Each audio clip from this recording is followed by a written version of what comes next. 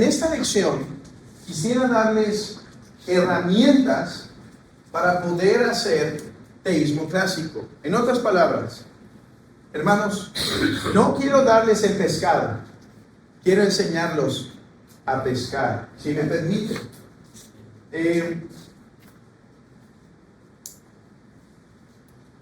Por eso he titulado esta clase Prolegómenos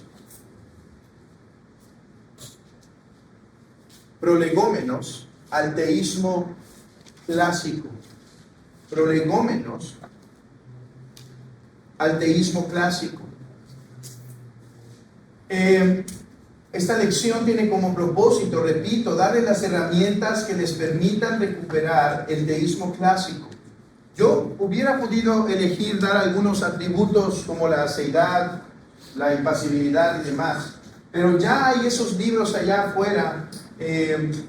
Por ejemplo, está el libro, aquí vi el libro de Dios sin pasiones, se está traduciendo John Gill, está traducido ya el libro de todo lo que es en Dios de James Dolezal. Dios mediante, Sacra Teología va a publicar este año La bondad de Dios de Stephen Charnock y demás. Ya hay buenos libros, pero algunos pueden acercarse a esos libros y rechazar ciertas cosas o no entender del todo. Mi trabajo en esta lección es intentarles dar herramientas para que puedan utilizar esos libros, utilizar herramientas, poder interactuar incluso con algunos argumentos filosóficos y entender por qué son importantes. Así que en el poco tiempo que tengo con ustedes, he preferido pasar esta lección hablando de un prolegómenos al teísmo clásico.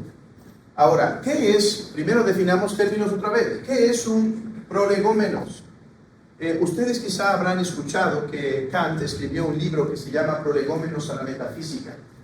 Y en ese libro lo que hace Kant es explicar cuáles son la metodología y las presuposiciones necesarias para todo aquel que en el futuro vaya a hacer metafísica. Ok, prolegómenos tiene similitud con la palabra prólogo. Prólogo. ¿Qué es el prólogo? Es una palabra que se dice antes, antes logo, o que anticipa lo que viene, ¿sí? Es una palabra de antemano. Entonces, un prólogo en un libro que ustedes tienen, ahí la confesión y otros, lo que intenta dar es un anticipo de lo que va a tratar el libro. Bueno, el prolegómenos es algo semejante, pero es algo más, en un contexto más académico, más científico. O sea, un prolegómenos en una obra no suele tener 5 páginas o 10 páginas, sino cientos. ¿Por qué? Porque en un prolegómenos se va a intentar explicar la metodología que se tiene que usar para desarrollar cierta obra, cierta disciplina, las presuposiciones necesarias y demás. Están a punto de publicar en Monte Alto el libro de Hermann Bavinck de los prolegómenos. ¿Y de qué trata? Bueno, los prolegómenos a la teología sistemática tiene que ver con todas las presuposiciones que son necesarias para hacer teología sistemática. Entonces, habiendo definido qué es un prolegómeno, ahora vamos a hablar nosotros de prolegómenos al teísmo clásico. ¿Qué quiero decir con esto? Quiero hablar de las cosas necesarias y la metodología necesaria para poder hacer teísmo clásico. En otras palabras,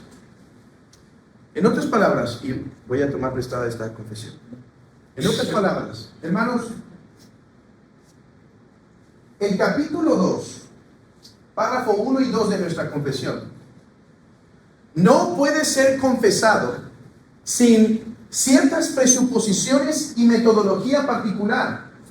No están escritas aquí esos métodos y esas particularidades. Ellos lo asumieron. ¿Por qué? Porque no era una teología sistemática, esto era una confesión de fe. Pero para que nuestros padres en la fe pudieran escribir estas palabras, ellos tenían detrás un bagaje. Así que es necesario cierto bagaje para poder hacer prolegómenos. Y de hecho, esa es la raíz del problema. Esa es la raíz del problema. No Para resolver el problema del teísmo clásico no es suficiente simplemente, no, hablemos de la simplicidad. Sí es cierto, la simplicidad. O hablemos de Dios sin pasiones. Sí, es cierto, Dios es sin pasiones. Eso no es suficiente, eso es atacar lo de afuera solamente. Es necesario, pero para resolver el problema hay que ir abajo del iceberg, en donde está lo que sustenta lo de arriba. Eso es lo que quiero tratar. Quiero tratar las cosas que son necesarias para poder tener teísmo clásico, sin las cuales no podremos tener teísmo clásico. Y mis hermanos, repito la problemática. Hoy en día, gloria a Dios, que nuestras iglesias están confesando Londres 1689, pero si nosotros no nos capacitamos en estas cuestiones de problemáticas, alguien dijo que en la iglesia, es una de mis materias favoritas dar en el seminario, el prolegómenos, ¿sí? Alguien lo decidió llamar el prolegómenos, ¿sí? Porque suele tener sus complejidades, pero si uno no se mete a estos prolegómenos, hermanos, nuestras iglesias podrán confesar en esta generación 1689, pero los próximos pastores, la próxima generación, no podrá hacerlo. ¿Por qué? Porque se preguntará, ¿y por qué Dios tiene que ser un ser simple? No tendrá las bases para poder hacerlo. Por eso es necesario que ustedes como pastores se capaciten para poder comprender mejor su confesión y enseñen así a otros. Yo lo que estoy hablando aquí, hermanos, no es algo que predico el domingo en la mañana. No es algo ni siquiera que enseño en escuela dominical. Estoy enseñando la doctrina de Dios, pero a ellos les estoy dando el fruto simplemente, lo que es sencillo, lo que ellos se edifican y demás. Pero los hombres que deben ser entrenados para la próxima generación se tienen que meter en estos problemas. Parte de ser un pastor es estudiar con profundidad. Si ustedes ven los requisitos que se declaran en el manual de adoración de Westminster, lo que se requería para ser pastor, hoy uno puede decir, esto es exagerado. Para ser pastor uno no tiene que tener tantas preparaciones. Bueno, se requería un dominio del griego, un dominio del latín, un dominio del hebreo, un conocimiento básico de filosofía, un conocimiento básico de la retórica, de la gramática en general, un conocimiento general de ciertos libros y obviamente teología. Por eso, en la Edad Media, la teología era llamada por diversas razones la reina de las ciencias, porque para que uno llegara al estudio profundo de la teología, como la doctrina de Dios, que es el teísmo clásico, uno tenía que pasar por ciertas materias como lógica, retórica, gramática, lo que es conocido como el trivium y el quadrivium, matemáticas, etc. Después tenía que pasar uno varios años estudiando filosofía. ¿Por qué? Porque hay ciertas herramientas que te da la filosofía para poder estudiar temas de teología. Y finalmente estudiar la reina de las ciencias, que es la teología. Y hoy pensamos que por publicar algo en Facebook ya somos teólogos. Hermanos, gloria a Dios por lo que ha pasado en Latinoamérica y por pastores sencillos y quizá no totalmente educados en estas cosas que hirieron el reino de las tinieblas. Y Dios usa a hombres sencillos en muchas ocasiones para esta situación. Pero mis hermanos, aunque damos gloria a Dios por eso y por los seminarios que fueron pioneros en esa situación, y gloria a Dios, y yo quiero reconocer delante de Dios su trabajo, porque fue impresionante lo que pasó en nuestro país, es necesario que esta generación, que estos pastores tomen de lo que ya hicieron y digan, vamos a profundizar. Es cierto, Dios puede usar hombres sencillos para el avance de su reino, pero una vez que la reforma se está estableciendo, es necesario que la profundicemos. Es necesario que vayamos más allá. No podemos excusarnos en que Dios es simplemente, el Evangelio es simplemente una predicación sencilla y simple. Sí, así debe ser. Soy enemigo de que los púlpitos estén usando palabras rimbombantes. E incluso cuando tengo que usar la palabra escatología o ciertas palabras, empiezo a pedir disculpas y aclarar, esto lo hago porque creo que es necesario. Pero esas palabras como supralapsarianismo, prolegómenos, relaciones eternas de origen, subsistencias, etcétera, modos de subsistencias y demás, acto puro. Son palabras que no estamos diciendo en los púlpitos, pero es lo que estamos estudiando y profundizando durante la semana para poder llevar a la iglesia una palabra sencilla y profunda a la vez. Mis hermanos, no podemos quedarnos con la cuestión básica que recibimos. Esa es la razón por la que a la invitación que hicieron los hermanos dije, claro que quiero participar, estar delante de varios hermanos que están estudiando y que quieren avanzar. Ahí es donde debemos estar. Gloria a Dios por ciertos seminarios que ya comenzaron y abrieron brecha. Es necesario que vayamos más allá. Hermanos, así ha pasado a lo largo de la historia. Hubo necesidad de un Lutero que con machete cortaba, pero después vino un Melanchthon que con bisturí cortaba. Sí, después vino un Calvino que sistematizó, pero después vino un John Owen. Y después vino un Gisbertus Boetius. Y después vino un Turretin. Eso es normal, es parte de. Pero no podemos quedarnos siempre con un Lutero. ¿Por qué? Porque bien decía, Melanchthon corta con bisturí, Lutero con hacha. Este se iba con todo. No tenía la sofisticación necesaria para hacer los puntos. Y al principio, Melanchthon siguió en algunos extremos de Lutero, pero después corrigió.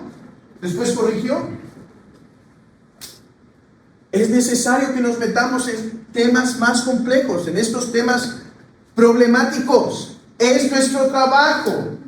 Ser pastor implica dedicarse al estudio también. Visitación, sí. Ayudar en lugares, sí. A hermanos estar en bodas, sí. Pero el pastor debe tener tiempo para estar en la oficina. Debe ser apto para enseñar. Y Dios da diferentes dones, eso es cierto. Pero no hay pastor que no esté llamado a estudiar. Y si no quieres estudiar, no estás llamado a ser pastor.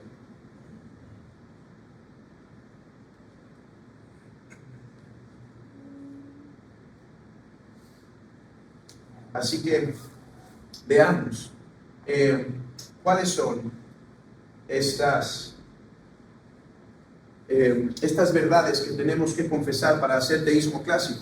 Verdades que son rechazadas hoy en día por el teísmo mutualista. El teísmo clásico va a sostener estas verdades y el teísmo mutualista las va a rechazar. ¿Por qué hoy hay teísmo clásico? Porque hay un mal prolegómenos. Déjenme darles 10 tesis. No son 95. Son 10 tesis. 10 tesis respecto a qué es necesario confesar para tener el teísmo clásico. 1. El hombre natural puede conocer cosas verdaderas respecto a Dios, incluso cuando este conocimiento está mezclado con error y es incompleto. Ahorita solo voy a leer las tesis y después voy a tomar tiempo para explicarlas. 2. La gracia no destruye la naturaleza, sino que la perfecciona. Gratia no tollit naturam sed perfecit. Puesto de otra manera, la fe no destruye la razón, sino que la perfecciona. 3. La teología natural es una teología válida. Aquí distingo entre teología natural pagana y teología del redimido, lo que se llamó Theologia Naturalis Regenitorum. 4. La teología natural del redimido puede tomar de la verdad de la teología natural pagana y perfeccionarla por la fe y la revelación. 5. La teología natural del redimido no es inútil. Esta le provee herramientas para enriquecer la doctrina de Dios. Las escrituras informan y corrigen mi teología natural. Al mismo tiempo, la teología natural puede informar y enriquecer mi teología especial. Las escrituras son interpretadas no solo histórico-gramaticalmente, ni solo de manera histórico-redentora, sino teológicamente. 7. La teología natural provee una metafísica cristiana, la cual es necesaria para el teísmo clásico. 8. Una metafísica básica consiste de la comprensión de los siguientes conceptos: acto y potencia, esse et essentia, causalidad, participación. 9. ese conocimiento que podemos llamar primer filosofía, lo que acabo de mencionar, si es verdadero, debe ser creído y no puede ser rechazado por los cristianos, y yo añadiría, sino tenido en cuenta en el desarrollo de teología y la interpretación de las Escrituras. 10. El conocimiento de Dios es posible, por lo tanto, no es equívoco. Por otro lado, este nunca es unívoco. Nuestro conocimiento de Dios es siempre analógico, y hablaré de eso en un momento. Esas son mis 10 tesis. Intenté resumirlo, se hicieron 28 en un momento, intenté irlo resumiendo, y al final me quedé con estas 10. Ahora, esto es lo que forma el pequeño prolegómenos del teísmo clásico. Mis hermanos, voy a ser muy breve en el tiempo que sigue, me voy a enfocar en lo que creo que es más urgente e importante, y la tarea de ustedes será trabajar en esto, ¿sí? Pero no esperen un desarrollo completo de esto. El curso de prolegómenos que doy para la teología sistemática en el seminario, y el curso de prolegómenos clásico que doy en la doctrina de Dios, doy un trabajo previo en nuestro seminario, toma cerca de 26 horas desarrollarlo, ¿sí? Acompañado de lecturas, exámenes y ensayos, de manera que no esperen algo completo aquí, sino algo meramente introductorio. Ahora, quiero introducirme, antes de ir a la primera tesis, quiero ir a explicar qué es el prolegómenos en el sentido teológico, porque estoy diciendo que prolegómenos son los fundamentos necesarios para hacer teología sistemática. El prolegómenos son los fundamentos necesarios para hacer teología sistemática. Pero entonces aquí puede venir una acusación, o para ser más preciso, los prolegómenos que estamos viendo son las bases para hacer teísmo clásico. ¿Y cuál puede ser aquí la acusación? Bueno, es que cuando haces tus prolegómenos primero, entonces estás permitiendo que ciertas filosofías no bíblicas y no teológicas definan tu teología sistemática o tu teísmo clásico. ¿Se entiende la posible objeción? La objeción puede ser esta. A ver, la primera materia que vamos a ver es prolegómenos. ¿Y qué trata de prolegómenos? Los puntos necesarios para hacer teología o teísmo clásico. Pero, pregunta, ¿de dónde tomas tus prolegómenos si no has empezado a hacer teología? ¿Lo tomas entonces de filosofía mundana? ¿De recomendaciones? ¿Qué se necesita para hacer una ciencia humana? Una ciencia de las ciencias naturales. ¿Qué se necesita? Esto. ¿Eso vas a aplicar a tu teología sistemática y a tu teísmo clásico? O sea, vas a ver cosas filosóficas sin considerar la teología sistemática y el teísmo clásico. O sea, tu teísmo clásico va a estar fundamentado por verdades previas a la teología. No. Y déjenme explicar cómo se formó la materia del prolegómenos. Los padres de la iglesia lidiaron muy poco con el tema de prolegómenos. Y tengo una buena noticia. Monte Alto publicó apenas el tratado de prolegómenos de Richard Müller, en donde en esencia él va a explicar esto. Pero yo les hablo de los libros porque ustedes tienen que ir a los libros. ¿Para qué sirve un seminario? Una de las razones para las que sirve, o una teología, una masterclass, ¿cómo se llama? Sí, ¿verdad? ¿Para qué sirven estas lecciones? Una, para introducirlos. Dos, para decirles dónde encontrar libros. Esa fue una de las grandes bendiciones en el seminario para mí. Tener profesores y que ellos recomendaran, y vean este libro, y vean este libro, y vean este libro. Bueno, pueden comprar ya el libro de prolegómenos de Richard Müller. Una gran obra. Bueno, él explica, él y otros obviamente, que los padres de la iglesia no desarrollaron prolegómenos. ¿Qué desarrollaron los padres de la iglesia? Doctrina de Dios, hasta cierto punto antropología. Agustín se metió con el tema de la gracia. ¿Quiénes fueron los que empezaron a desarrollar después prolegómenos? Los medievales, particularmente empezando con obras sistemáticas como Pedro Lombardo, con sus famosas sentencias. en donde él dijo, ok, ¿cuáles son los fundamentos necesarios para hacer teología? Entonces vean esto. Los prolegómenos de la Edad Media,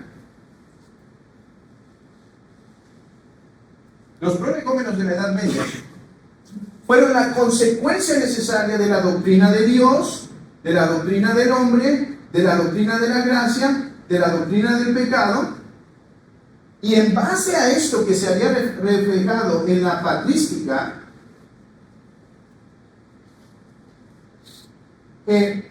estas doctrinas que se habían desarrollado en la patrística fueron la base teológica para entonces sí desarrollar un prolegómenos. Algo semejante pasó en el tiempo de la Reforma. El Lutero no tiene un tratado de prolegómenos. El Calvino, podríamos decir que los primeros 5 capítulos son más o menos un prolegómenos, pero es injusto decir que es un prolegómenos. En los primeros capítulos de la institución a la religión cristiana, Calvino va a tratar cuál es el primer conocimiento, el conocimiento de Dios o el conocimiento del hombre y demás. Pero realmente no hubo un proceso. Fue como en la patrística, la Reforma se enfocó en otras doctrinas. Doctrinas de la salvación, ¿sí? Aquí teníamos que poner la doctrina de la salvación, la doctrina de la iglesia y demás. Una vez que esto se desarrolló y la universidad reformada empezó a aparecer, entonces sí salieron tratados teológicos. Entonces sí aparecieron tratados teológicos, como Franciscus Junius, las 25 tesis de la teología verdadera. Y si alguien tiene nociones de portugués, ya lo puede conseguir en portugués o comprarlo en inglés en una preciosa edición por Heritage Reformation Books. Y no tengo contrato con ninguna de esas editoriales, simplemente quiero recomendarle el libro, ¿sí? Está, por ejemplo, la institución de la teología de Franciscus Turretin también. O tenemos en John Owen un tratado también de prolegómenos en un libro que fue malamente llamado Teología Bíblica, porque hoy da otra impresión ese título. O tenemos un libro en el cual estamos pensando trabajar juntos, junto con otra editorial, que se llama El Prolegómenos, de Petrus van Maastricht, en donde él desarrolló todo un prolegómenos al respecto. Pero vean esto, lo mismo se repite. Basado en esas doctrinas, ellos desarrollan un prolegómenos, ¿sí? Basado en estas doctrinas. Así que, hoy, el prolegómenos que les voy a dar no es un prolegómenos filosófico. Sí, tiene conceptos filosóficos, pero no es un prolegómenos de la mente natural. No, es un prolegómenos basado en la revelación de Dios, basado en todas estas doctrinas que se han desarrollado. ¿Cómo es que tenemos que hacer teología de Dios? Basado en esto, así que abajo del prolegómenos está todo este fundamento, ¿sí? Basado en esto, ¿cómo hacemos teísmo clásico? Espero que eso se entienda, porque es clave para responder cualquier objeción de decir tu prolegómenos es equivocado porque no está considerando la teología. No, mi prolegómenos está considerando la teología y en base a eso hago el prolegómenos. Ok. Primera tesis. El hombre natural no puede conocer puede conocer cosas verdaderas respecto a Dios, incluso cuando este conocimiento está mezclado con error y es incompleto.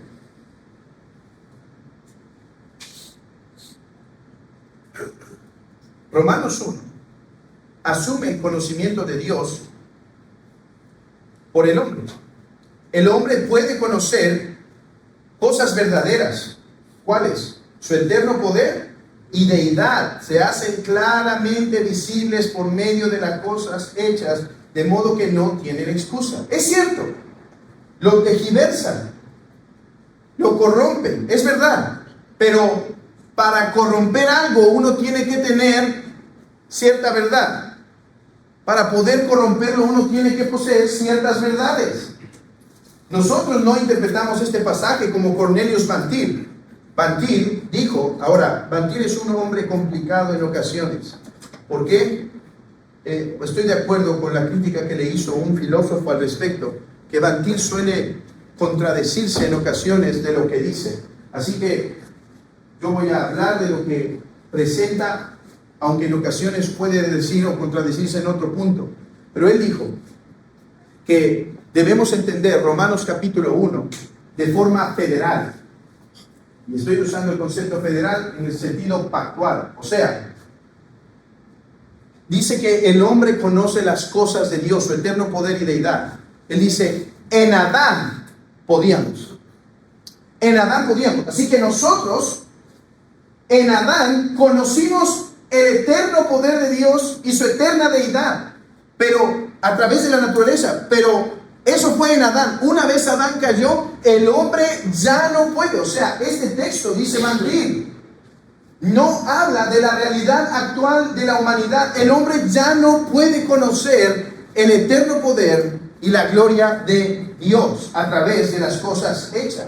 Nosotros, con la Confesión de Londres de 1689, que sigue en el capítulo 1, párrafo 1, la gran tradición, dice que aunque las escrituras son la única regla suficiente, segura e infalible de todo conocimiento, fe y obediencia salvadores, aunque la luz de la naturaleza y las obras de la creación y de la providencia manifiestan la bondad, sabiduría y poder de Dios, de tal manera que dejan a los hombres sin excusa, aún así no son suficientes. Sí, no son suficientes, pero el hombre puede conocer a la luz de la creación y el uso de la naturaleza. Entonces, los hombres en general tienen un conocimiento respecto a Dios, aunque ese conocimiento está mezclado. El hombre en general lo tiene. El hombre estudioso pagano también lo tiene. Aunque mezclado con error, hay verdad. Y lo que es verdadero procede de Dios, no del diablo. 2. La gracia no destruye la naturaleza, sino que la perfecciona. Este principio tiene aplicaciones bastante amplias, pero aplicándolos a la teología, puedo decir esto. Lo que podemos conocer naturalmente, esto es, sin la revelación, no debe ser rechazado una vez que la gracia o la revelación llega. Un ejemplo de esto puede ser el concepto del pacto en el Antiguo Oriente.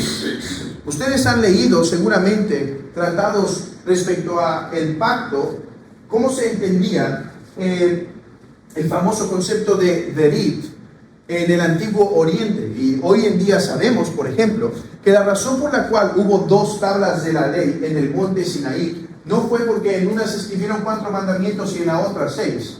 La razón es que existía la práctica en el Medio Oriente de que un rey, un poderoso, cuando conquistaba una nación y decía, yo soy tu protector, solo no te rebeles, hacían 2 tablas, una para el pueblo y una para él, de manera que se pudiera guardar el pacto. Cuando nuestro Señor viene a rescatar a Israel, no empieza de nuevo y desde cero, sino que usa el concepto de pacto ya establecido. Y no es porque Jehová vio desde los cielos y dijo, mira, este concepto me sirve. No, Él creó la humanidad y el contexto de cierta manera que los hombres pudieran desarrollar un concepto de pacto, porque después Él lo utilizaría para hablar de aspectos redentores. Así que el mismo Señor estableció un contexto en el que el hombre desarrollara el pacto y tomó a Israel y usó esos mismos conceptos para relacionarse con él. La gracia no destruye la naturaleza, sino que la perfecciona. No viene Jehová y dice, ok, olvídense del concepto de pacto, les voy a inventar uno nuevo, voy a crear algo. No, toma esa realidad y la aplica al contexto redentor. La idea, el cristiano, cuando llega a la fe, no debe tirar todos los conocimientos que pudo obtener. No tira las matemáticas por la borda nadie aquí, ¿verdad? No decimos, no, es ciencias naturales, esto está mal. Vamos, ok, ahí está ese problema de miles de millones de años, pero hijo, les enseñamos a nuestros hijos a bien. Los llevamos a un museo y decimos, ok, mira, todo esto está bien, esto, ignóralo. No decimos, no podemos ir a un museo. Vean cuán inconsistentes solemos ser. Pero cuando encontramos verdades filosóficas respecto a Dios en la naturaleza, decimos, no, todo eso está mal. Sí sabemos comer pescado y quitar las espinas para otras cosas y no para estos aspectos. Por eso es que estoy de acuerdo con Herman Bavinck cuando desarrolla si debe haber una filosofía cristiana. Y él dijo, no debe haber una filosofía cristiana per se, sino que el cristiano debe tomar de las filosofías correctas y perfeccionarlas a través de la fe. Dijo Joseph White, la gracia no destruye la naturaleza, ni la teología las verdades de la filosofía.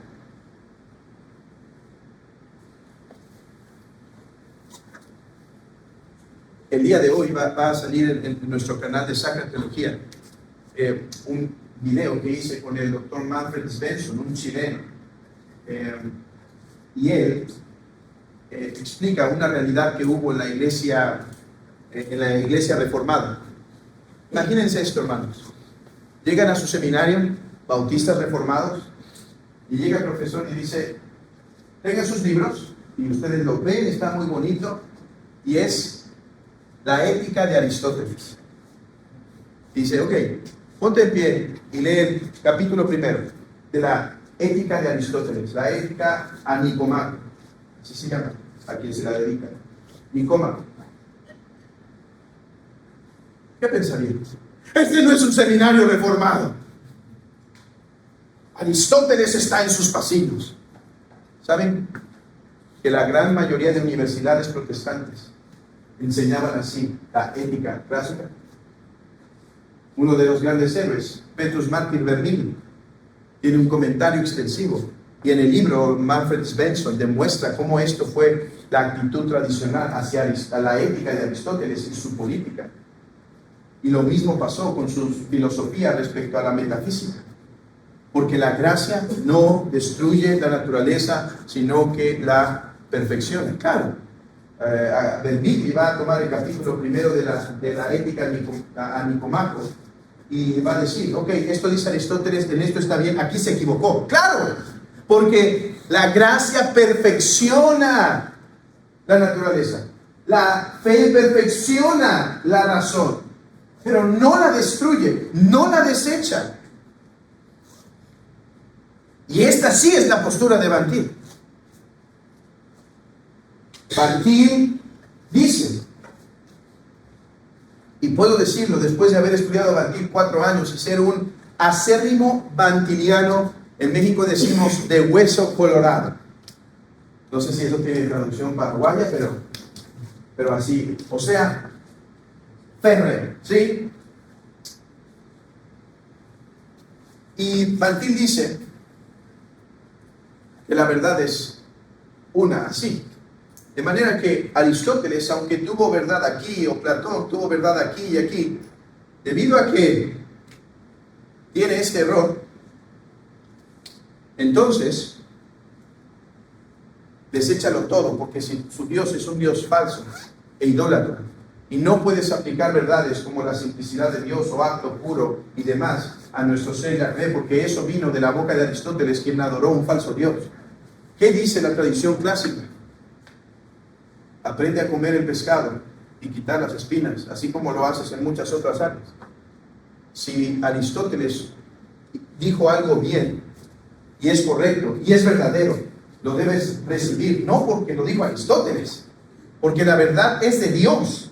Eso es lo que insiste Agustín en una de sus obras. No podemos rechazar la verdad en ninguna forma en la que ésta venga, porque toda es de Dios. Tercera tesis. La teología natural es una teología válida.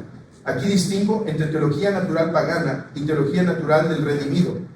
Franciscus Junius, en su obra Vera Theologia, diferencia entre teología pagana y la teología natural pagana, del redimido, perdón. La teología natural es simplemente el conocimiento que se puede tener de Dios por la mera contemplación de la creación a través del ejercicio de la razón. Eso es la teología natural. ¿Qué? Las verdades que se pueden conocer a través de la contemplación de la creación por medio del ejercicio de la razón.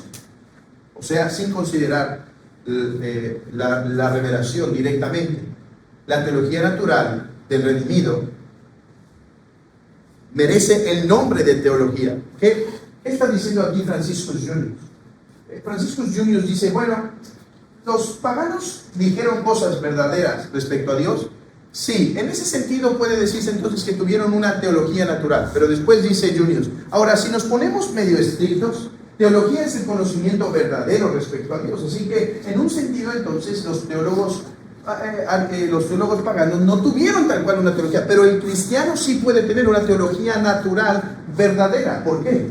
Porque puede tomar lo que se comprende a través de la razón y a través de un marco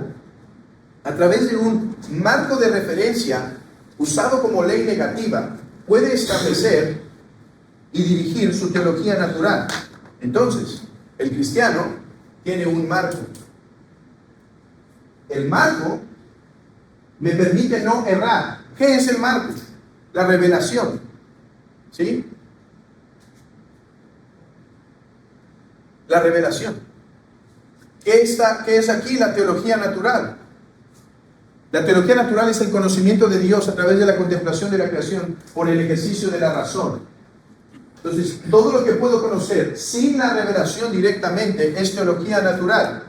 Pero el cristiano tiene una ventaja sobre el pagano, que tiene la revelación, que sirve como un marco para no salirse. Se llama ley negativa. ¿Qué es una ley negativa? Aquello que simplemente dice, por aquí no.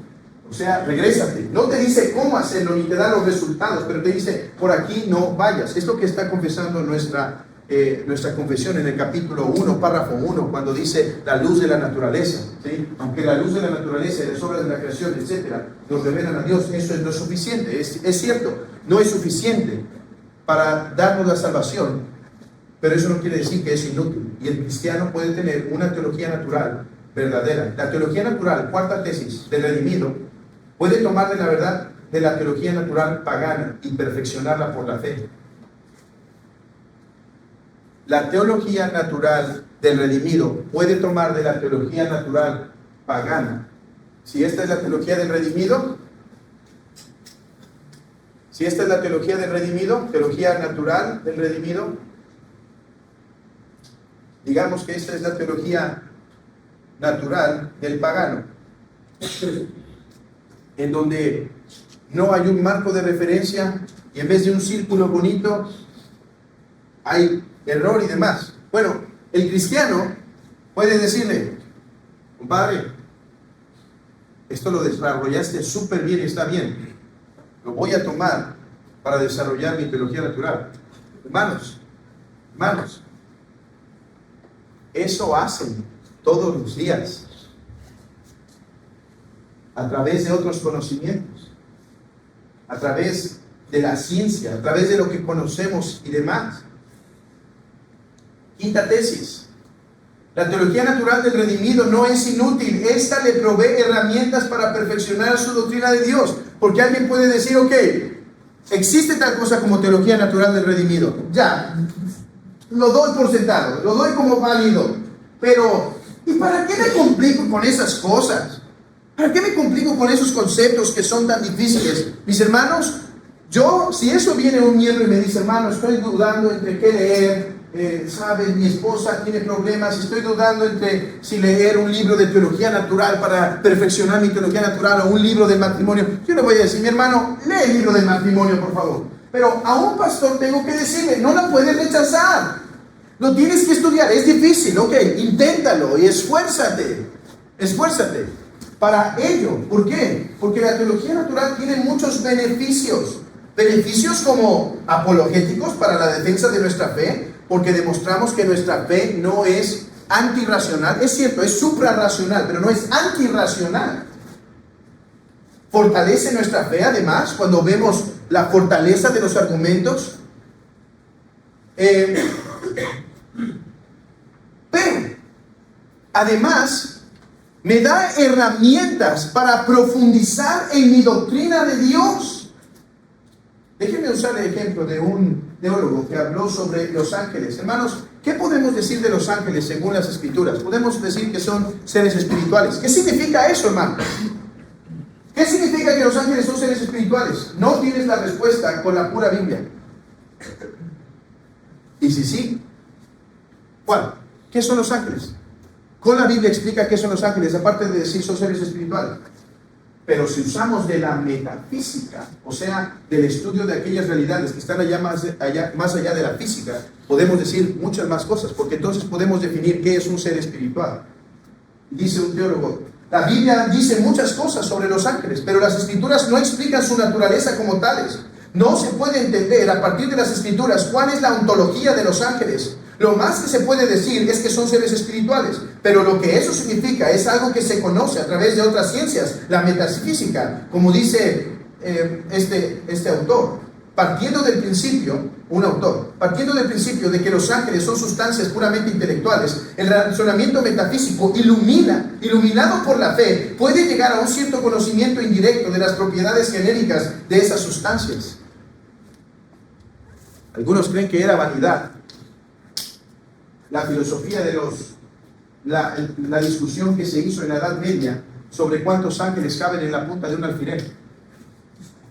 ¿Había preguntado eso? La pregunta es compleja, porque si los ángeles son seres inmateriales y por lo tanto no ocupan un lugar en el espacio, ¿cuántos caben en un alfiler? Pero no obstante, eso no quiere decir que no tienen cierta realidad y limitación, pero su limitación es más bien, como lo dice la tradición, a través del poder. O sea, se define un ángel por la ejecución del poder, así que ¿cuántos ángeles caben en la punta de un alfiler? Muchos.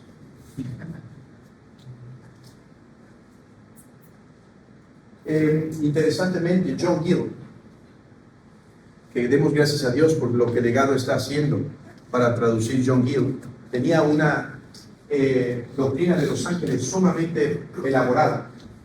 Esto ya es extra, no lo voy a cobrar, pero es extra. ¿Saben que John Gill no creía que había un ángel de la guarda, sino muchos? Como protestantes nos hemos olvidado de los ángeles, pero gracias a Dios está viendo un redescubrir. James Ostal está escribiendo un libro sobre los ángeles, tomado de la tradición protestante, auxiliado por la tradición de los padres y la era medieval.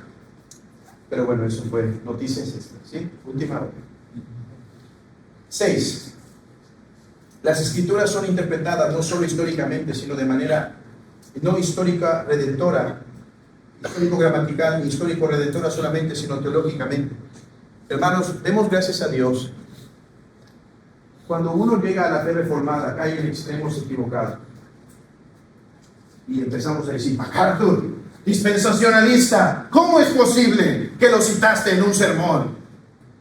Y caemos en unas actitudes muy malas. Gloria a Dios por la vida de John MacArthur, por su consistencia a través de los años y demás. Y porque trajo el principio a través de él y otros autores del principio histórico-gramatical. Eso es verdad y es cierto, hay que interpretar la Biblia histórico-gramaticalmente. Demos gracias a Dios por el esfuerzo que hizo Gerhardus Voss en el siglo pasado a través de enseñar en Westminster, primero olvidé el nombre, Princeton Seminary, y después en Westminster. Excelente trabajo de Gerhardus Voss, y creo que el libro está traducido al español. Cuando digo que están traducidos, no me comprometo si están bien traducidos, solo están traducidos, ¿por qué?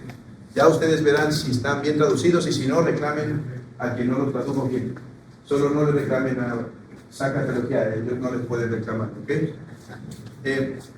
Y entonces, él enfatizó la interpretación histórico-gramatical. ¿Cuál?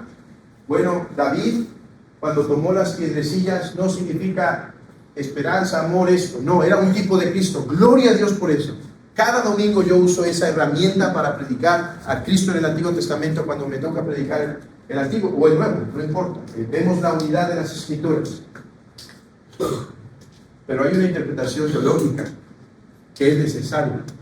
Por ejemplo, Éxodo 3:15 dice, yo soy el que soy. Moisés, ve y dile a Faraón, yo soy, me envió a vosotros. ¿Qué significa yo soy? Bueno, histórico-gramaticalmente es una palabra que el verbo significa el que es, puede ser traducida de tres maneras. el que ha sido, el que es o el que siempre será. Las tres son posibles. Histórico-gramaticalmente lo digo en un contexto en donde había una batalla con Faraón. Histórico-redentor, después podemos ver que Cristo usó esas palabras y ver una unidad de cómo el concepto del nombre de Yahvé se va desarrollando y aplicando simplemente a personas divinas, y después Cristo se identifica con Yahvé. Yahvé es el Padre, el Hijo y el Espíritu Santo. Pero hay una interpretación, esa interpretación está limitada si nos quedamos ahí. ¿Por qué? ¿Qué tiene que ser Dios para que pueda decirle a Moisés, Moisés, ve y di a Faraón que yo soy el que soy? O sea, Faraón, no me puedes limitar en nada. Yo soy el que soy. ¿Qué significa? Bueno, dice, vean lo interesante, dice, Moisés, vuestros padres me conocieron como el Todopoderoso, pero tú me conocerás como Yahvé. Algunos se equivocan y creen que entonces el nombre Yahvé aparece hasta Éxodo 3:15 en la historia de Israel, y que antes no conocían ese nombre. Es falso. El nombre de la misma mamá de Moisés tenía en su nombre una palabra que anticipa el nombre de Yahvé. No, Abraham conocía el nombre Yahvé. Entonces, ¿qué significa con esto de vuestros padres no me conocieron por ese nombre, pero ustedes sí? Bueno, es que Abraham conoció a Dios. ¿Y qué es conocer el nombre de Dios? Es ver su gloria. Y vio su gloria a través de la omnipotencia. Por eso dice en Génesis capítulo 18, anda delante de mí y sé perfecto, porque yo soy el Dios Todopoderoso, el Shaddai. Pero Moisés, tú me conocerás como Yahvé. ¿Qué es? Él me conoció como el que todo lo puede. Tú me conocerás como el que no depende de nada ni de nadie. Moisés, ve y dile, el que es, ordena. Faraón, tú no eres el que eres. Tú eres uno que depende para existir. ¿Y de quién dependes, Faraón? De Yahvé. Moisés, ve y habla. Yo te voy a sostener. Tú dependes de mí. Yo no dependo de nadie. ¿Qué tiene que ser verdad para poder tener ese nombre? Yo soy el que soy. Bueno, tiene que ser verdad que Él no depende de árboles para dar madera. Podría hacerlo de otra forma. Él no necesita de un camino seco. Él puede abrir el mar. Pero hermanos, no significa solo que tienes muchos recursos. Hay un hombre rico que puede tener muchos recursos, pero no obstante, no ser el que es, sino depender de otro. Hay un hombre que tiene muchos recursos y hoy tiene un dolor suficiente para derribarlo. Y él había prometido a su hija, hoy te voy a llevar, pase lo que pase te voy a llevar, y ocurre un choque y la camioneta se descompone. Y somos seres tan dependientes, tan vulnerables. Pero hay uno que es más, nuestro mismo nacimiento dependió de otro, pero hay uno que es. ¿Qué necesita ser verdad en la realidad para que Yahvé pueda decir, yo soy el que soy? Y la conclusión de eso es que él tiene que ser un ser simple, sin composición, que no necesita de nada ni de nadie para ser lo que es. Pero esa es interpretación teológica. Y para hacer esa interpretación teológica, uno tiene que crecer en su conocimiento de estos prolegómenos. Si no, uno no podrá crecer en su interpretación teológica. Por eso es necesario. ¿Por qué los padres podrían hacer esta interpretación estos tipos de interpretaciones?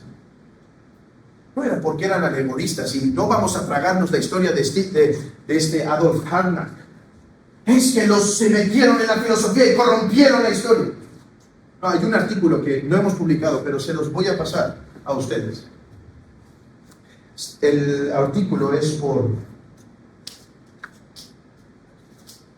creo que es David Steinsmans, y se llama La superioridad de la interpretación precrítica, y demuestra por qué la interpretación de nuestros padres, me refiero a los padres patrísticos, medievales y reformados, es superior a la interpretación moderna, porque la interpretación moderna no puede tener esta interpretación, hermanos. No puede tener esta interpretación. Va a decir que eso es por meterle filosofía que Moisés no tenía en la mente. No me importa que Moisés no la tuviera en la mente. Lo dudo que no haya sido así, porque era un hombre instruido en la escuela egipcia y era mucho más sabido, mucho más entendido de lo que pensamos. Pero en última instancia, si la escritura está diciendo él es Yahvé y no depende de nada, y yo veo que en la realidad no depender de nada implica también estas verdades metafísicas, eso es verdadero. Las escrituras deben ser interpretadas de esa forma. Una doctrina robusta de la inspiración requiere que aceptemos la posibilidad de un significado inspirado que va más allá del significado histórico literal o histórico redentor, aunque nunca debe ser contrario a él. Debemos distinguir entre economía y ontología. La Trinidad económica y la Trinidad ontológica. Esto es necesario. ¿Por qué hoy se ha caído en la eterna subordinación del Hijo? Porque creo que no hay una distinción correcta entre la Trinidad económica y la Trinidad ontológica. ¿Qué significa la Trinidad económica? La palabra económica quiere decir de oikos, de casa, o sea, administración. La Trinidad económica hace a la revelación del Dios Trino en la creación, en la redención, cómo Dios se revela por medio de Jesucristo.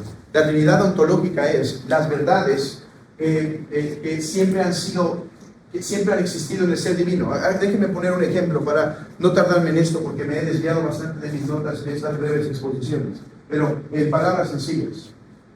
Vemos en la Escritura que dice: Padre, no se haga mi voluntad sino la tuya. Ese es el Dios Trino en la economía de la redención.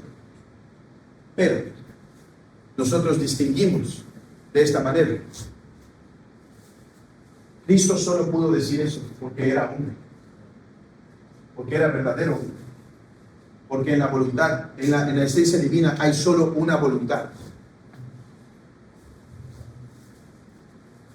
Eso no quiere decir que este dicho no nos revela algo de la Trinidad ontológica. Nos dice que el Padre es distinto al Hijo, pero tenemos que tener cuidado con lo más que nos dice. Karl Rahner dio aquella premisa: la Trinidad económica es la Trinidad ontológica, la Trinidad ontológica es la Trinidad económica, y en un sentido es cierto, pero necesita matices para perfeccionar esa verdad, porque si llevas todas las realidades de la Trinidad económica a la Trinidad ontológica, sin hacer distinciones precisas respecto a lo que Cristo pudo decir en virtud de ser hombre, entonces tendrás una Trinidad déjenme traducir esto en mi mente, social. Hay una teología que se llama trinitarismo social, en donde la unidad se encuentra por el común acuerdo más que por la unidad consustancial de las tres personas. Tesis 7. La teología natural provee una metafísica cristiana, la cual es necesaria para el teísmo clásico.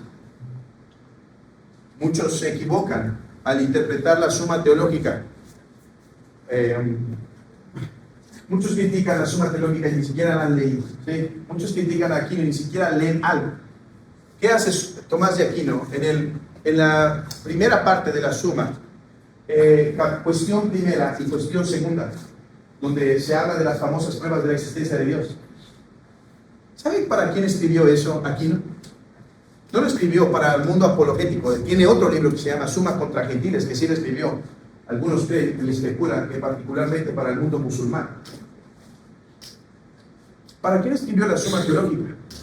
La escribió para estudiantes de teología, avanzados en filosofía, en donde en la primera y en la segunda cuestión simplemente les está recordando las verdades metafísicas que deben sostener para lo que viene después en la cuestión tercera hasta la 26, donde trata la doctrina de Dios, y después cuestión 27 hasta la 42, la doctrina de la Trinidad. ¿Qué está haciendo en el capítulo 1 y capítulo 2? Está haciendo un prolegómeno resumido. ¿Por qué resumido? Porque sus estudiantes ya debían conocer bien las verdades metafísicas, porque para haber llegado al estudio de la teología debieron haber pasado por ese escalón de antemano. ¿Y de qué tratan entonces las pruebas de la existencia de Dios? Nos dan una metafísica básica. ¿Cuál es esta metafísica básica? Tesis número 8. Bueno, que todo ser está compuesto de acto y potencia. No voy a poder explicar nada de esto en esta ocasión, pero usaré después material para la doctrina de la simplicidad. Que hay tal cosa como la distinción entre acto y potencia. Brevemente, todos estamos compuestos de acto y potencia. ¿Qué es el acto? El hecho de existir, el hecho de ser, y cada uno es o existe de acuerdo a una naturaleza. Entonces, el hecho de existir. Potencia, ¿qué quiere decir? Que todos tenemos ciertas capacidades. Entonces, el agua tiene el acto de ser, en este contexto, líquido, agua, está líquido, ¿sí? Esa es su actualidad. Pero el agua tiene potencialidad, o sea, puede llegar a ser, ¿qué? Hielo, ¿qué más? O puede ser gas. Pero ¿qué necesita para pasar de la actualidad o de la potencialidad? Porque eso suele ser potencia. ¿Qué necesita para pasar a ser actualmente hielo o gas? Bueno, en física, si no me equivoco, se pone un triángulo para ejemplificar la fuerza que hace el cambio. Si hay un físico que me corrige si estoy mal. Delta, ¿no es cierto? Sí. Entonces,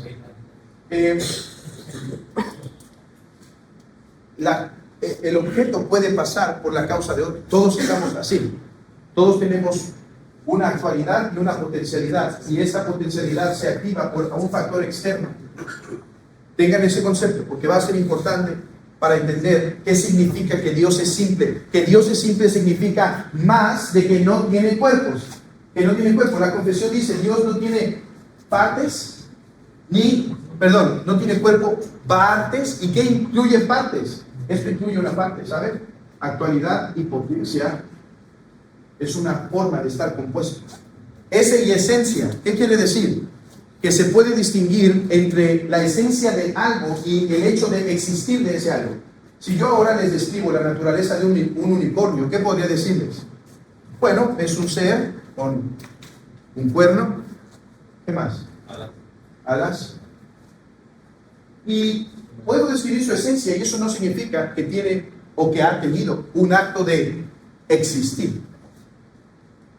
Puedo hacer lo mismo con un dinosaurio, ¿no? Puedo describir su esencia, y aunque ese sí existió, hoy ya no tiene existencia. Entonces puedo distinguir entre la esencia de algo y su acto de existir. Por ejemplo, existe la naturaleza humana, pero podría no existir ni un hombre, y aún así existir la naturaleza humana, y no un hecho concreto de un ser que existe con naturaleza humana. Ese es otro tipo de composición que negamos del ser divino. De hecho, es el punto álgido de la doctrina de la simplicidad. Y hoy vemos, gracias a Dios, allá afuera, buenos predicadores hablando de la doctrina de la simplicidad. Y está bien, no creo que una iglesia debe llegar a estos puntos, pero un pastor sería bueno que conozca la simplicidad absoluta de Dios a través de entender que en Él no hay diferencia entre esencia y existencia, sino que su acto de existir es su esencia misma, o su esencia es su acto de existir, como quiera que se pueda ver. También existen los temas de la causalidad. ¿Sabían que Juan Calvino usó para exponer en Efesios, creo que fue capítulo 4, las 4 causas de que usa Aristóteles? Aristóteles dice que todas las cosas tienen 4 diferentes tipos de causas. ¿Cuáles?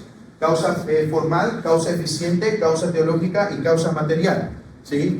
Por ejemplo, este púlpito, ¿cuál es su causa material? O sea, ¿qué lo hace ser esto? Bueno, su causa material es la madera. ¿Cuál es su causa formal? O sea, ¿por qué esta madera no es una cajita? Porque su forma es del púlpito, y forma tiene más que ver con contorno, tiene que ver con aquello que le da la esencia de ser tal cosa, pero no podemos meternos en eso ahora. Tiene una causa eficiente. ¿Cuál es la causa eficiente? ¿Quién lo hizo? Y tiene una causa teleológica, o sea, ¿para qué está destinado? Calvino, que tenía que tener algo de conocimiento de filosofía, aunque no era un filósofo, y debemos entender que Calvino no usa ciertos términos y ciertos conceptos porque no fue entrenado como un teólogo. Él era un abogado autoeducado en la teología. Excelentísimo y precioso la obra que hizo, pero entendamos eso a la hora de algunas distinciones. Pero él usó estas causas para explicar la palabra de Dios y diferentes cosas. Y esto también nos sirve a nosotros para entender ciertas evidencias de la existencia. Y por último, el concepto de la participación. He corrido, pero eso nos llevó en el seminario, ahora que vimos la doctrina de Dios.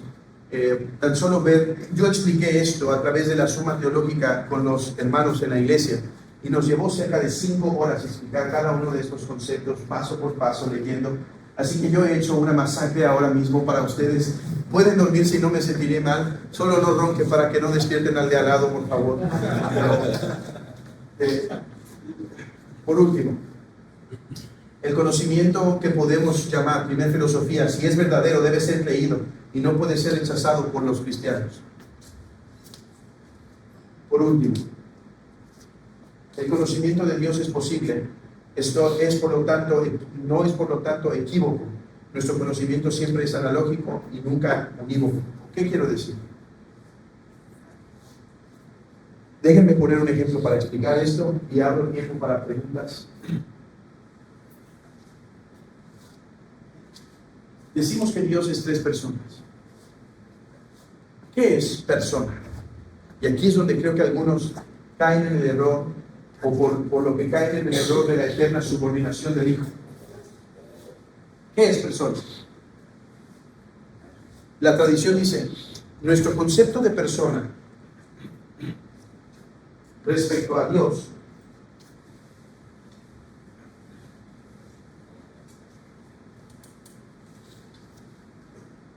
usamos el concepto persona para hablar del hombre y para hablar de Dios en tres personas, ¿sí? Dios en tres personas, o la Trinidad. Dios, Trinidad. Nosotros decimos, este concepto no es unívoco. No es unívoco.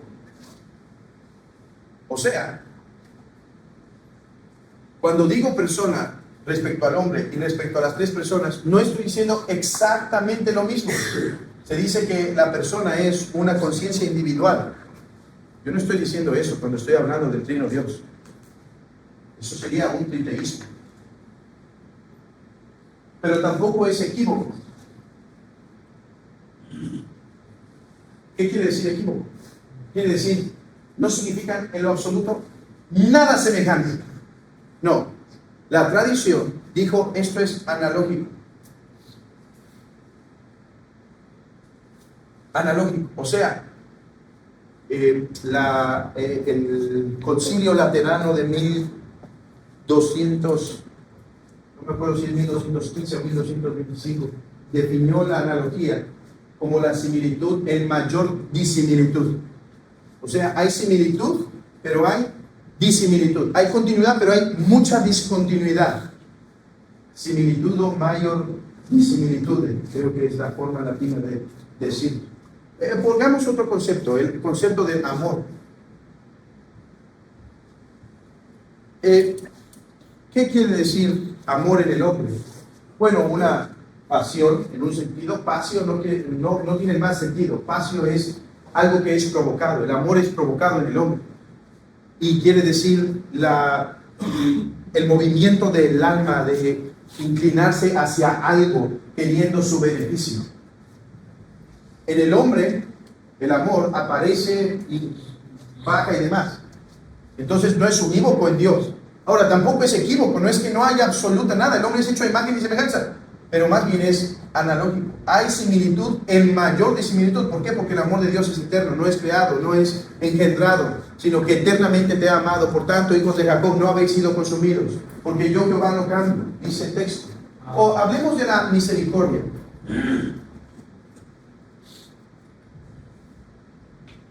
Misericordia. ¿Qué es la misericordia? Es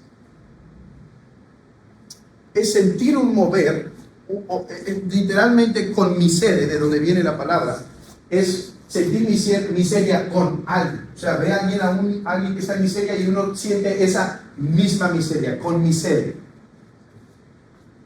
Hermanos, ¿Dios tiene misericordia? ¿Cómo?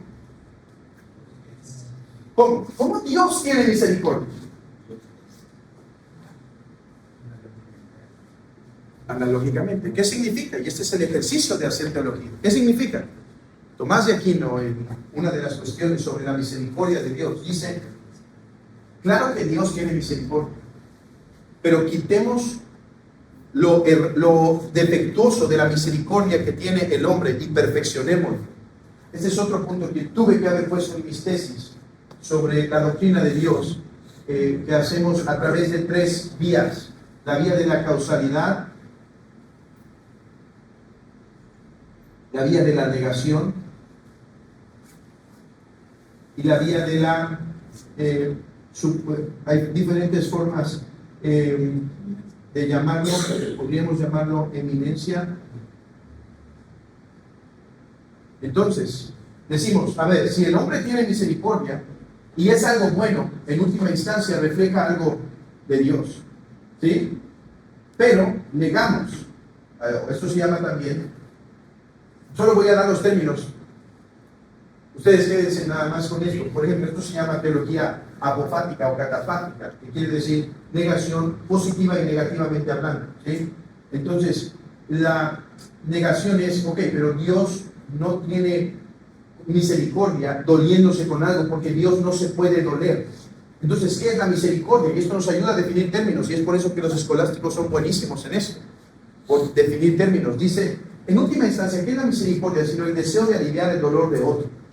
Nosotros lo sentimos porque nos duele, vemos a nuestro hermano que es de la misma naturaleza y nos duele. Pero ¿cuál es la misericordia? El deseo de sanar una dolencia. Bueno, el Dios no tiene el dolor, pero eminencia, ¿qué? Él tiene el deseo más grande de todos, de sanar las dolencias de los demás. Entonces, Dios es misericordioso.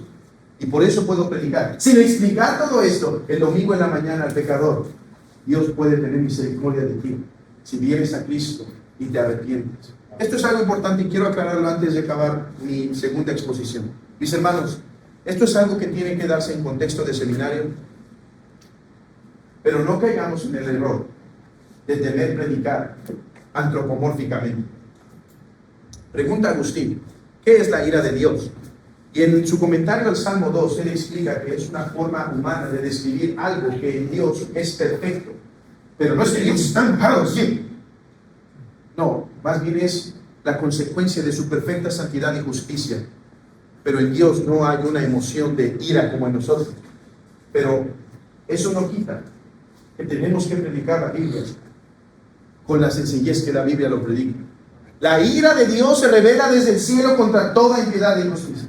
Y no tengo que empezar a decir, bueno, pero espérame un momento, la ira, realmente Dios, esto es una forma antropomórfica de hablar respecto al ser divino, porque en nosotros, no, prediquen el Evangelio, prediquen de la ira de Dios, prediquen de la misericordia, prediquen del amor, tal como está en las Escrituras. Ahora, en un contexto nosotros tenemos que decir, mi hermano, eso quiere decir entonces que Dios un día puede estar conmigo feliz y otro día enojado, así como mi papá lo pudo estar. No, porque mira, ahora sí te puedo explicar.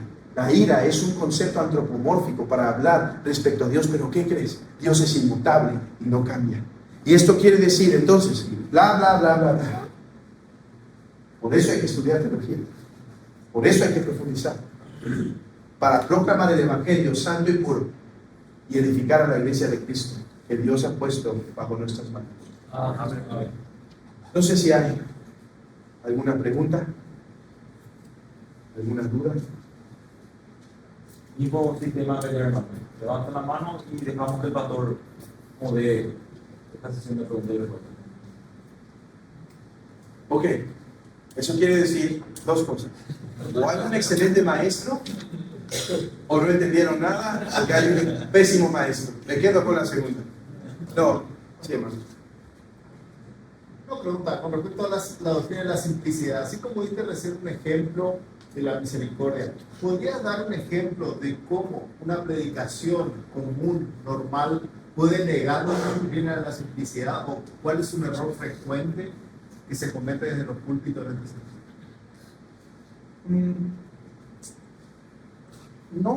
No podría decir, para entender la doctrina de la simplicidad, es una doctrina que está debajo de otras muchas doctrinas. Entonces, yo diría que una consecuencia de negar la doctrina de la simplicidad es un mal entendimiento de la inmutabilidad, un mal entendimiento de la aceidad, de la omnipotencia y la doctrina de la Trinidad. Entonces, ¿cómo alguien puede negar la doctrina de la simplicidad? Uno, negándola y rechazándola abiertamente, como hay teólogos de los que cité que lo hacen, ¿sí? Hay teólogos que lo hacen. ¿Por qué? Va a decir un teólogo, la doctrina de la simplicidad fue una doctrina que particularmente es filosófica y desarrollada principalmente, o la tomaron los medievales principalmente de la filosofía para perfeccionarla, ¿sí? Entonces debemos rechazarla porque la enseñaron los filósofos. Esa es una forma de negarla, y de los autores que cité, algunos lo hacen. O la modifican suficientemente diciendo, ok, sí creo en un Dios simple, pero así, así, así, y termina siendo otra cosa.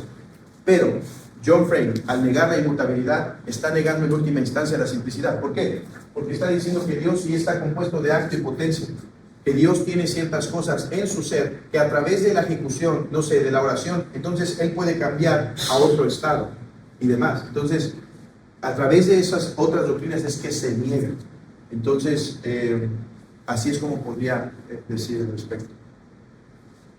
Hermano, ¿cuál sería la gravedad de tocar una doctrina como esa, teniendo en cuenta que es una doctrina primaria y no secundaria? Como he dicho, Justamente hablando de la inmutabilidad de Dios. bueno, sí, hermanos, ¿cuál es la preocupación más fuerte?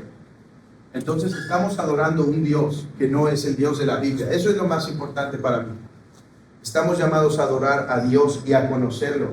Entonces no adoraríamos un Dios verdadero. Dos, si Dios es mutable, ¿en qué otra cosa no puede mutar? ¿Qué lo hace mutar? Porque aquello que me hace mutar, hay algo sobre mí que me hace mutar.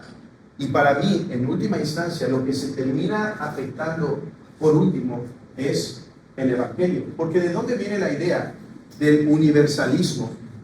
De que entonces Dios puede cambiar de opinión, que siempre no era a través de Cristo. Entonces, son pequeños puntos como el programa que se hace en un avión.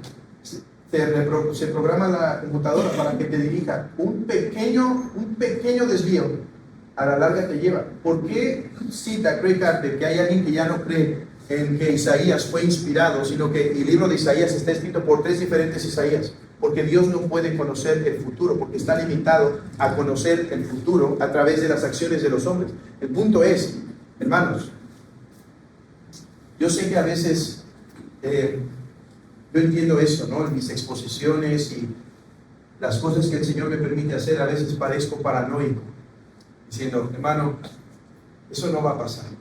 No decimos lo mismo por las Escrituras. Alguien las modifica tantito y saltamos como leones. ¿Por qué estamos permitiendo que la doctrina que ha sido confesada por la Iglesia por 1900, 2000 años, sí reciba modificaciones y no nos parece importante? Entonces, esto a la larga corromperá la Iglesia. Y mi clamor, ¿por qué estoy aquí hablando como loco de cosas difíciles, pensando y quizá teniendo la situación de que algunos van a decir, estoy perdiendo mi tiempo con esto? ¿Por qué? Porque estoy convencido, hermanos, que el Evangelio va a ser afectado a la larga y la reforma va a desaparecer si no profundizamos en la doctrina. Un Dios mutable es un Dios no diferente a los dioses griegos. Y, por ejemplo, la encarnación, gravísimos problemas que vienen en la cristología por esta circunstancia. Bruce Ware, que tiene este problema, tiene una doctrina de la cristología errada, donde hay un término teológico que ha usado la tradición, que el Logos, se dice, el Logos asumió carne. ¿Por qué?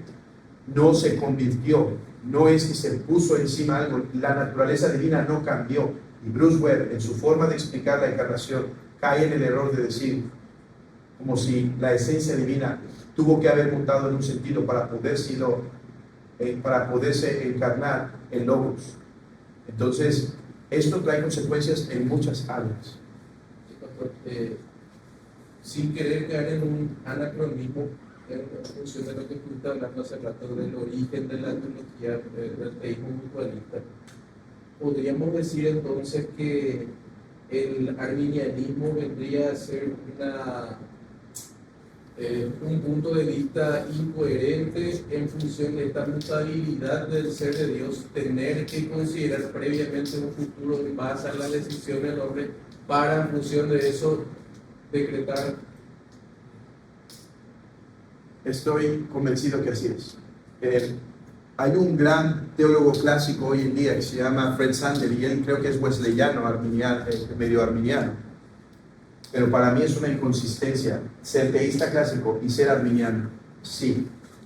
Hay un debate, hablaba con los hermanos en estos días, que fue un debate que pasó en la iglesia romana en los años 1500 respecto a la doctrina de la predestinación. Los dominicos, que es la tradición del Aquinato, sostienen la doctrina de la predestinación absoluta, de tal manera que ellos dicen que el predestinado no se puede perder, porque todo proviene de la gracia de Dios.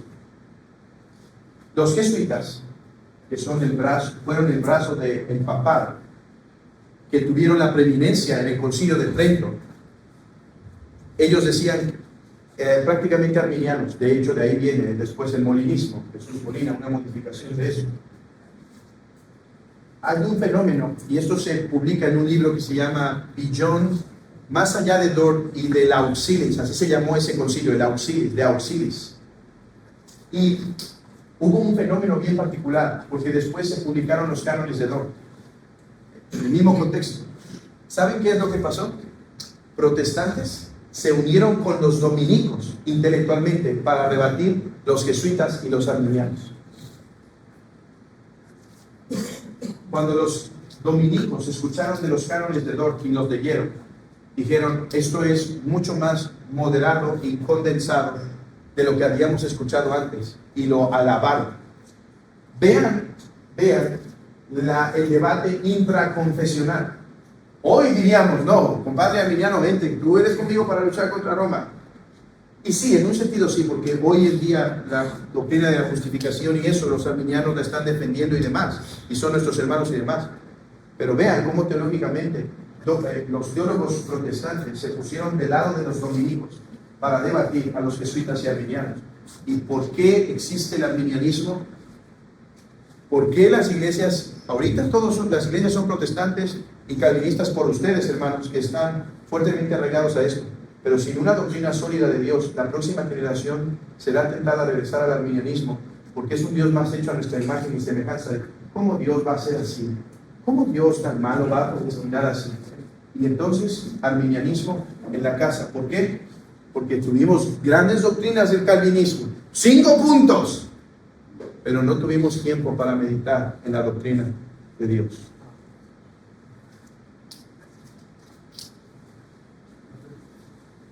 Primero que nada, me gustaría agradecer la ponencia, algo espectacular que estoy sufriendo para poder absorber todo lo que escuchamos. Pero una de las cosas que me gustaría comentar con los compañeros es que una aplicación práctica, veníamos hablando de viaje, por ejemplo, que las iglesias terminan hablando mucho acerca de Dios siente contigo tu dolor, Dios que las multitudes acompañan. Procuramos suavizar, o sea, se escucha mucho tratar de suavizar demasiado el punto de que Dios está ahí sintiendo cada situación, pero a fin de cuentas, esas personas que escuchan eso todo el tiempo caen en situaciones difíciles y su corazón se desespera porque no tienen un Dios inmutable de que puedan recibir una consolación o una roca firme que no cambia. Entonces, en ese sentido digo que es sumamente importante lo que tomamos. Sí. No hay nada más predicable. No sé cómo se traduciría esto al español, pero en inglés se dice que algo es predicable, como que esto trae punch, ¿sí? Para decirlo en Latinoamérica. No hay nada que traiga más consuelo, vehemencia, fervor, que entender este Dios. Porque, hermanos, entender este Dios trascendente, que no necesita de mí, que está feliz sin mí eternamente y que siempre ha vivido pleno y se hizo carne para morir por mis pecados y llevarme a su gloria para gozar de Él por la eternidad. Eso trae gratitud. Pero para crecer en gratitud hay que cavar profundo y hay que enseñar a la iglesia a cavar profundo. Mis hermanos, la razón por la que ustedes tienen que crecer en teología es por el beneficio de sus iglesias. Y la razón por la que uno tiene que trabajar duro y estar en el estudio es porque esto va a afectar a las iglesias. Hermanos, hoy hay iglesias reformadas pobres en la predicación. Hermano Héctor, creo que soy el más viejo acá, ¿verdad? Me parece. ¿De qué veo? La primera generación abraza el Evangelio, la segunda lo da por hecho, la tercera lo cambia, la cuarta la niega. ¿Qué recomendación? Yo vengo de ahí, lo he vivido. Entonces, ¿qué recomendación podrías darnos para que lo que tú has dicho no suceda? Porque somos conscientes de lo que has dicho, pero recomendaciones prácticas para generaciones jóvenes y todo lo que estamos viviendo en Paraguay. Sí. Creo que hay muchas recomendaciones. Algo que ha insistido el pastor Jorge en nuestra vida y que nos ha beneficiado es, primero, esforzarnos por tener iglesias sanas, esforzarnos por conformar las iglesias a la palabra de Dios. Como jóvenes y como pastores, estar cercanos a una iglesia, trabajando en una iglesia, orando porque la iglesia se siga reformando, porque esa es la plataforma. Y hay muchos ámbitos, hay muchas aristas, pero esa es una principal. Y otra es lo que he insistido, se tiene que estudiar. O sea, traer esto para ustedes ha implicado no un mes de preparación, ha implicado algunos 6 años, 7 años estudiando diferentes cosas, y se requiere ese esfuerzo.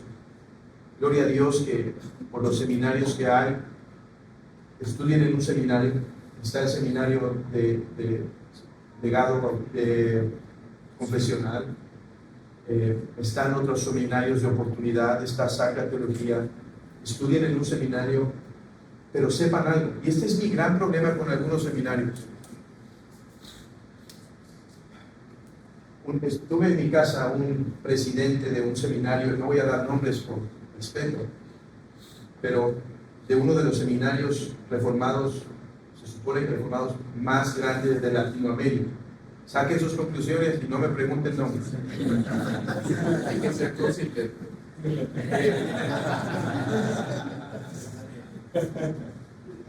Y estuvo en mi casa.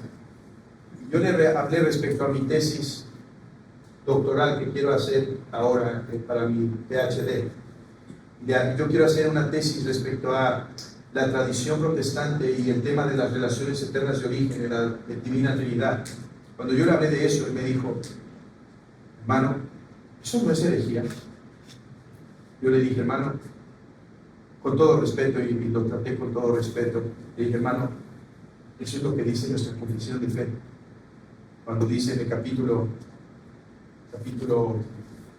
2, párrafo 3, dice al final, y lo vamos a ver en una de las ponencias, dice, sino distinguido por varias propiedades relativas y relaciones personales. Son las relaciones de origen.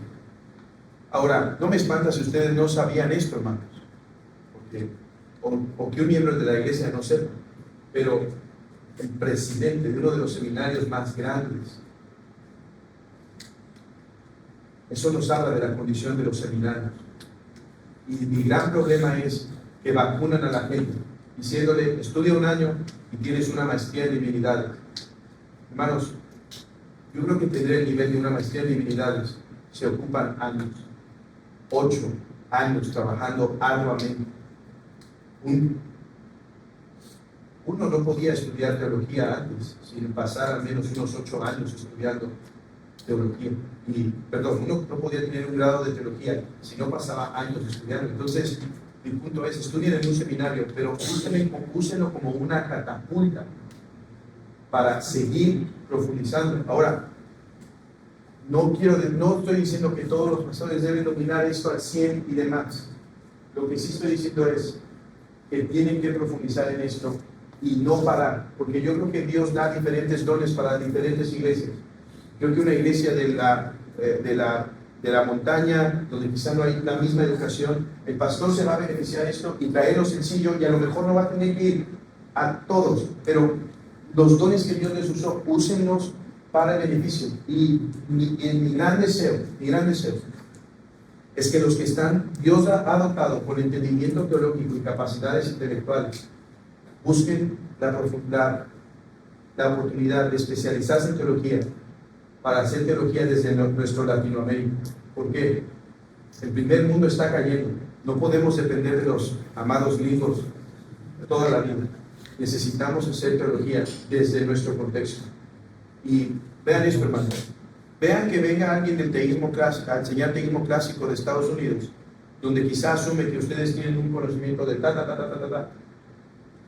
no hay, y viene y derrama todo el conocimiento y no se puede absorber. Se necesita alguien que esté dentro de nosotros mismos, que sepa cuál es la condición de la situación para intentar, ok, vayámonos por aquí. Y eso es una carga que tenemos, que haya teólogos desde Latinoamérica. Entonces, ¿cuál es mi consejo?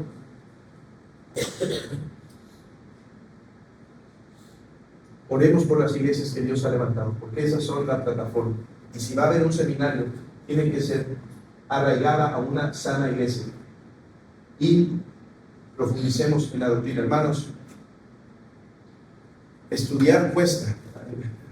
Hay veces que bajo de la oficina y mi esposa dice, oye, ayúdame ahora, estoy cansado.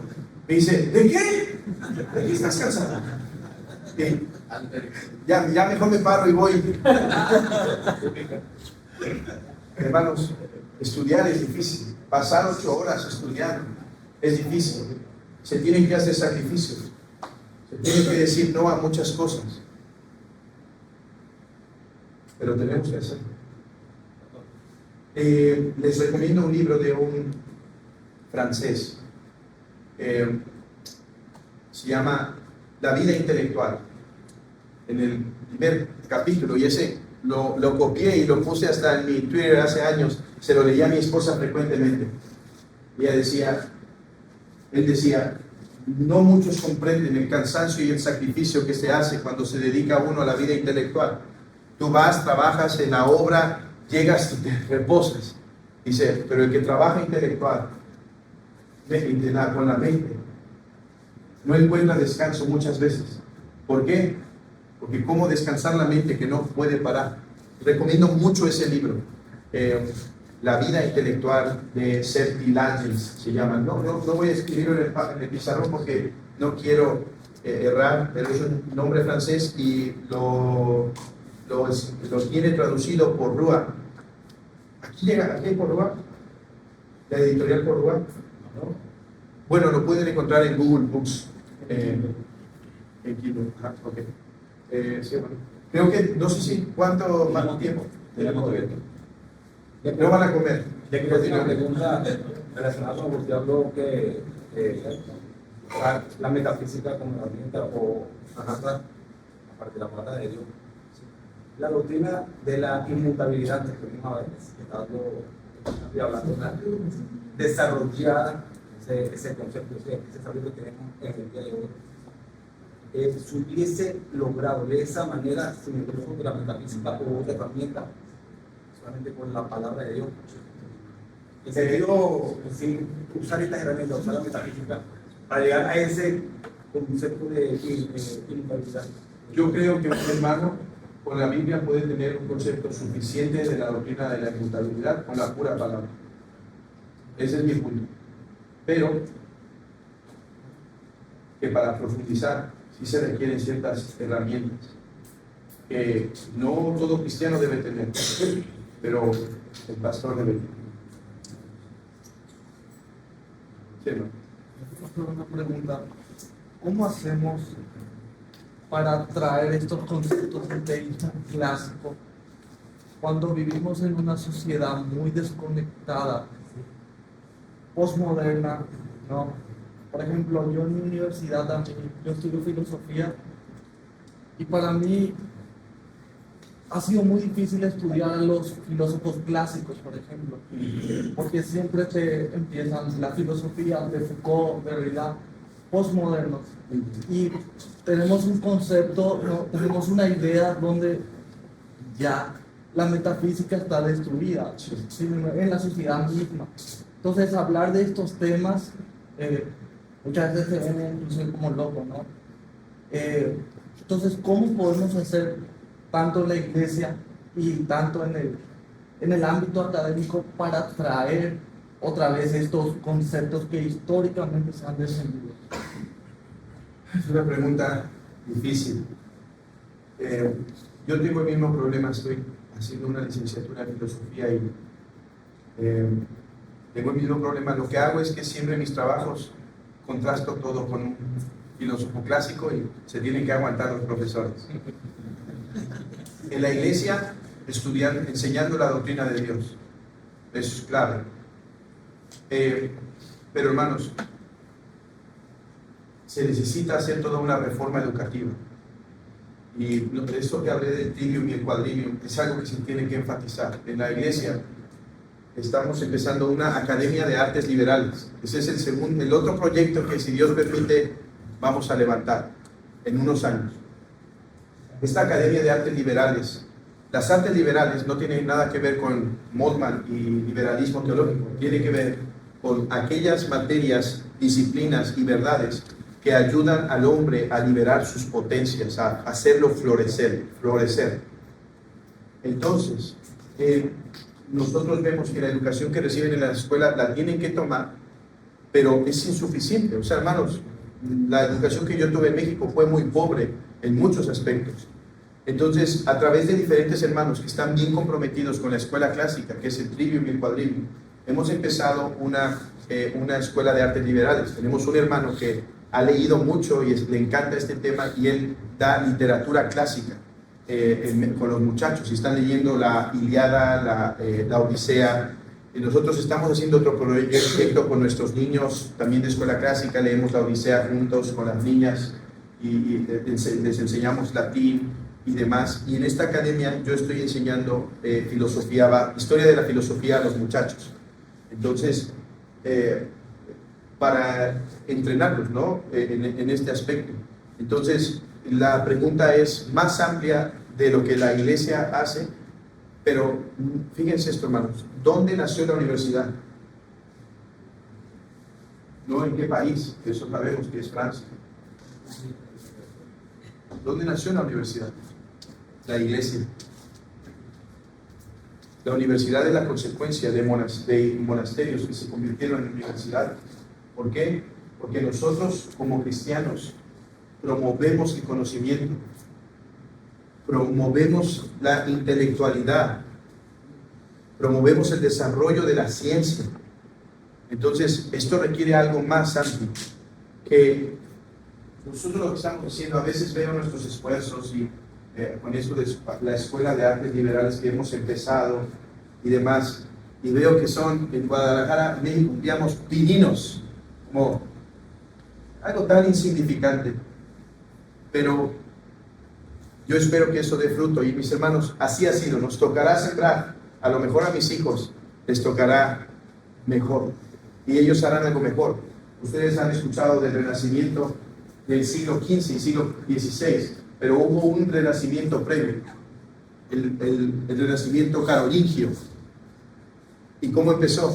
A través de redescubrir lenguajes clásicos, griego y latín, filosofía,